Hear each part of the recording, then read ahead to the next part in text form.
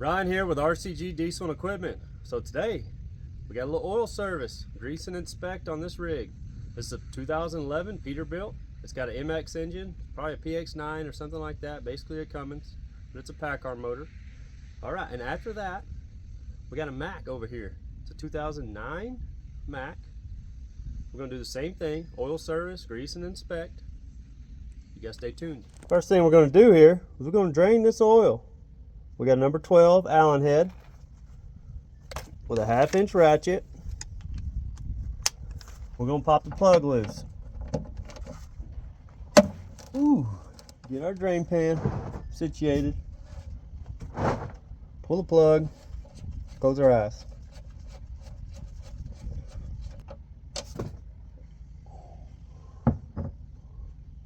Nice. Let's go up top while this thing is draining. All right guys, so this one has 2 oil filters on this side, 1 1/4 inch socket, 1/2 inch drive. Sometimes there's a collar in here. You gotta lift it up first before you can spin these oil filters off. We're gonna remove the front filter first.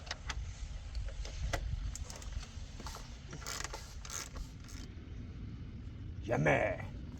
Now we're gonna break this back one loose. We can't get the back one out unless we have the front one out. Remember, while you're doing this, you don't have nothing to do, just look around. You'll find something. Check the engine belts, see if they're worn. Check for exhaust leaks. Always replace your O-rings. I know I talked about this before, but replace those suckers. Don't be lazy, or be lazy, don't matter to me, but if it comes back because you didn't replace the O-ring, you'd be like, shit, I wish I would have freaking took the second to replace the O-ring. You know, just do a quality job if you're gonna do it. At least try. It's got a little bearing in there. You gotta line this up with that bearing. You'll know when you got it lined up because it'll kind of click and hold in place. If it falls out, you didn't get it. Try again. All right, this one's a little bit different than the other styles that I've done. Kind of forget after I don't do them for a while. But this stays in there on this one. This one stays in there. You don't have to persuade it out. You just pull the filter off.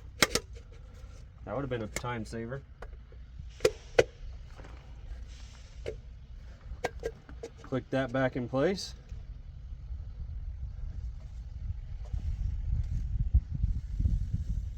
Make sure she's clean.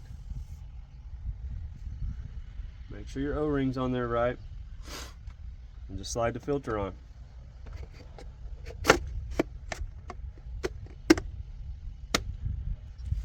Make sure it's all the way down. Ready for install. Now you don't have to go animal on these. They're only 40 Newton meters. I don't know how much that is, but it's not a lot.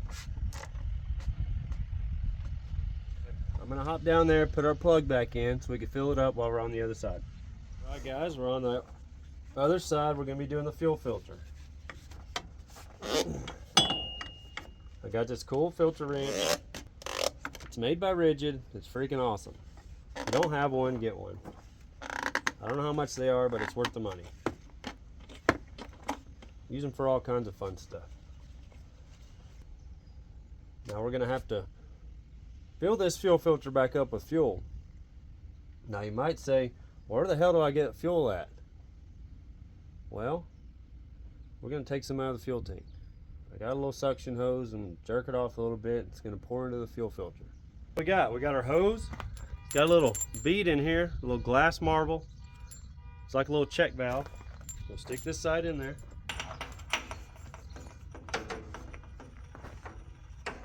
And we'll just do some of this number. Yes. Whoa. Just like that. Now we got our new fuel filter. We got some fuel. We're gonna fill it up.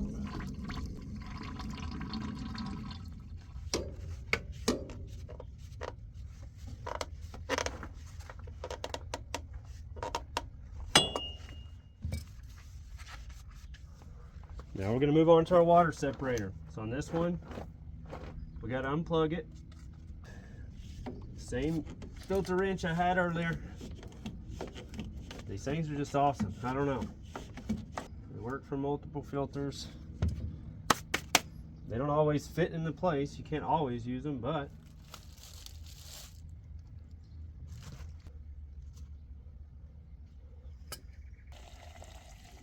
about right there. That should be good. Check, make sure your O-ring didn't pop out. That O-ring didn't look good, so I just want to make sure this new one's seated in there good. I don't feel it poking out. Plug our electrical piece back in. I want to show you guys what I had to do here. So I had this little connector connected to the top of this fuel filter housing. It wasn't priming up right here. There was a little bit of fuel in it, but it wasn't priming up all the way. So I rigged me up a little priming bulb for a boat and some hose into my fuel bucket here. I primed it up, squeezed it, got all the air out of this system. Alright, so now we got our air filter. This one's pretty easy. You just take a couple of these tabs loose. Don't lose these. Give it a little shimmy, a little shake. Oh, it should pull right out of there. Alright. Woo! Give it a throw so we can see how much dust is really in there. Man, that sucker was dusty. Kinda wanna do that again. Holy. That air filter needed to be changed. Don't stick these in backwards, okay? If you stick it in backwards, this is flat. So you won't get any suction off this side. I know it's common sense, but it happens. Now we get to fill our engine oil. So this is the cap right here. It's a big red cap. So what I like to do with these buckets, I like to clean the tops of them because they get all kinds of dust and dirt. When you start pouring in there, all that dust and dirt is going to go right in there. Go around to your fill tube. I don't want that to happen. So I like to clean it up a little bit. Clean the top. Clean the sides. Make sure you ain't got nothing crazy going on. And then I like to take my pick. I like to poke a hole in the top side on the opposite side of your port. Poke a hole so it doesn't create a vacuum in there and start splooging everywhere. Get in position, dump her in.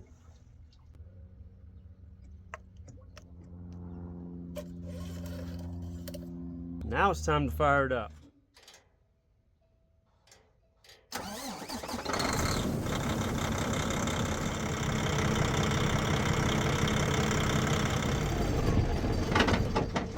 Okay, now part of this inspection is we're going to check for air leaks. So we're going to release the tractor air brakes. Whoa. And just listen. Do we hear anything leaking? Now we're going to hit the foot brake. See if we hear any air leaks. Everything sounds good. So next, we're going to grease. We're going to grease the front. We're going to grease the tie rods, kingpins, all that fun stuff. Drive line in the rear. Check the brakes. Look for anything obvious on the way. Now I'm not going to take you along with me on this one. It's too much of a pain in the ass. So you guys are going to have to figure that one out on your own. You're going to check your drive lines, move them up and down. Check your carry bearings, move them up and down. You know, if you see any leaks anywhere, if you see a leak in differential, you're going to want to check the fluid in there. If you run one of these gearboxes out of fluid, you're going to burn it up, and it's going to be an expensive bill. Transmission, same way. You got to check the fluid if it's leaking. If it's not leaking, I usually don't check it unless it's requested. But I don't check it unless there's a leak. You know, you're also going to look for wheel seals, inner wheel seals while you're looking at your brakes. Make sure your slack adjusters are lined up and they're not one off. One's forward and one off. Stuff like that. This one's got disc brakes, so it's not going to be like that. But we'll check the pads. We'll also check the torque rods, make sure there's not any bushing wear or anything like that. That's pretty much it, guys. Made it over here to our Mack. We're going to start draining the oil. We need 1.25 inch socket for this drain plug. We're going to break it loose, and then we're going to pop the filters loose.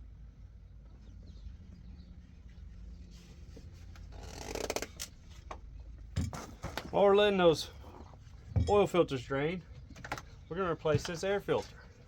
Since we're on this side,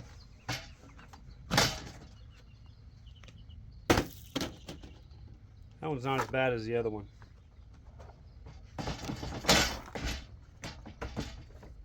All right, guys.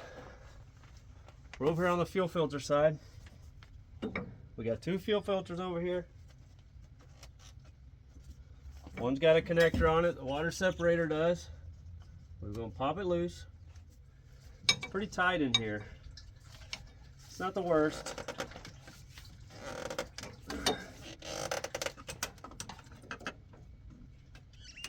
Came off with the O-ring. That's the water separator. Set that off to the side. We're gonna pre-fill these.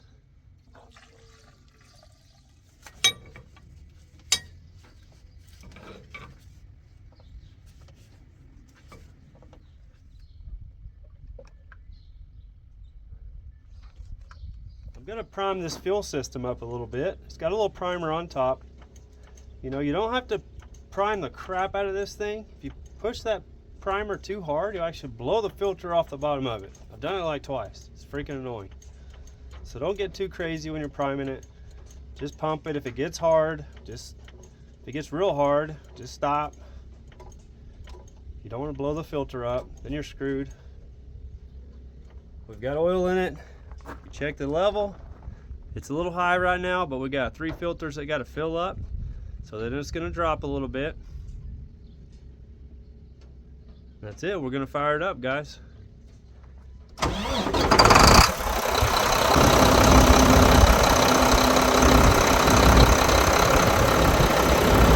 we're going to do is we're going to go through our inspection. We're going to hit the brakes like we did on the Peterbilt, check for air leaks.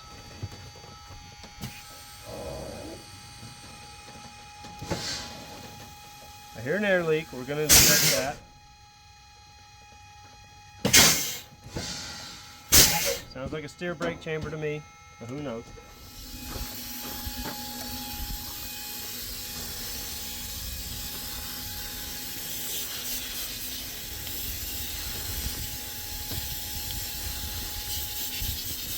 Okay, we got a bunch of fittings on this air valve.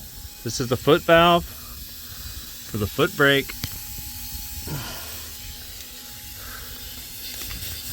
Got a bunch of air leaks on it. We're all finished up with this one. So, we went through the inspection, greased her up, found a couple things, a couple air leaks, a couple dry rotted airbags. Nothing crazy, but I'm gonna let the customer know. See if he wants me to fix it or not. We're gonna get on back to the house, guys. I hope you guys enjoyed this one. We'll see you guys later.